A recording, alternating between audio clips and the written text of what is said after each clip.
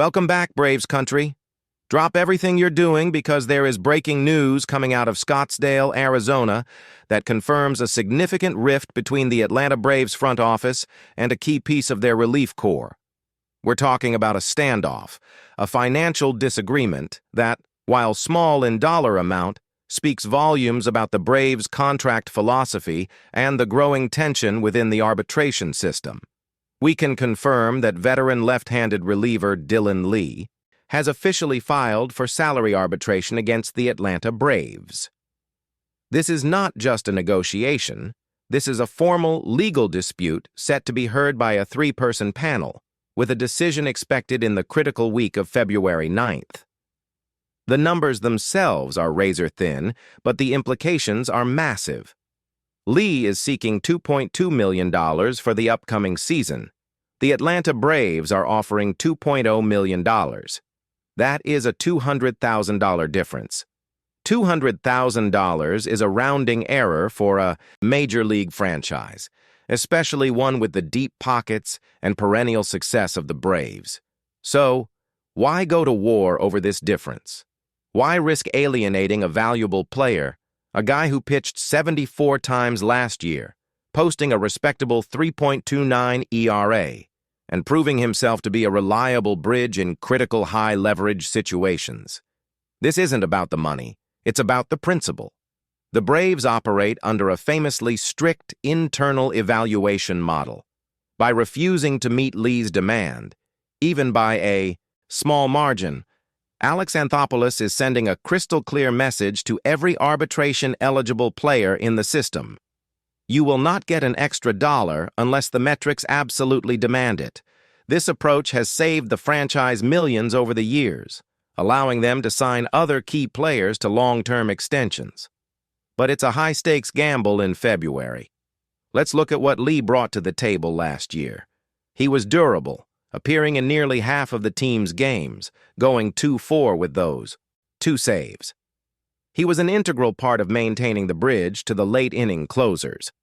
When you look at his previous salary, just over $1 million, his request for $2.2 million is a completely justifiable raise, reflecting his established value and service time. The fact that the Braves are only $200,000 away, yet are willing to subject him to the public adversarial process of arbitration, suggests that the internal valuation metrics place his worth exactly at that $2 million mark. Deviating from that number sets a precedent they refuse to break. This is the difference between a player feeling respected and a player feeling leveraged. When arbitration panels hear these cases, they aren't just looking at the two salaries. They're looking at comparable players, statistical performance, and overall impact. Lee's case is now in the hands of Gene Von Hoff, Paul Radvaney, and Margie Brogan. Their decision, due around February 9th, will not only determine Lee's paycheck, but will also set the tone for his entire season. A loss in arbitration can deeply damage the player-team relationship, creating an underlying tension that can subtly affect clubhouse dynamics. And Lee is not the only case shaking up the league. While his fight is over $200,000, we see massive historic battles happening elsewhere, like Tarek Skubal's record-breaking $32 million ask against the Tigers' $19 million offer.